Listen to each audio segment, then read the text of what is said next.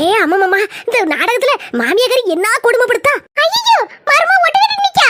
அட பாவி மாமியாரே, கூறுகிட்ட மாமியாரே. இது முக்கியமான சீன். ஓடையில வந்து நிக்கியா, தள்ளுங்க. சீரியல் பைத்தியத்தை வச்சு என்ன செய்ய? இடி மத்தியானம் மணி 12 ஆகுது.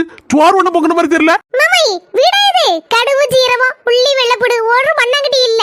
நீர் அங்க இங்க சுத்திட்டு எடுத்துட்டு வாரேரு. எதையாவது வாங்கி எடுத்து தாரேரா?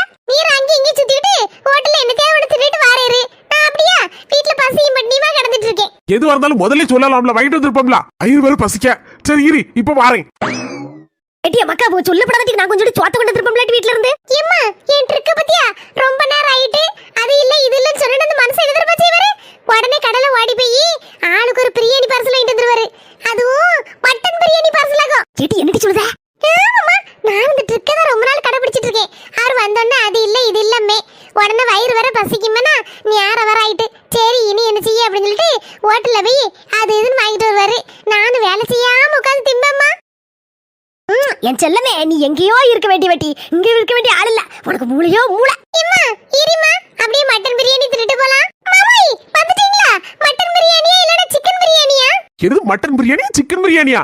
நீ என்ன சொன்ன? கடுகுச்சி இல்ல, சீரகம் இல்ல, அதுக்கப்புறம் உள்ளி வெள்ளப்பொடி இல்லன்னு சொன்ன. அதான் எல்லாம் அடுக்கலையில வாங்கி கொண்டு வச்சிருக்கேன். சோத்த பங்கு போய் குழம்பு வை, கறியை கூட்ட வை.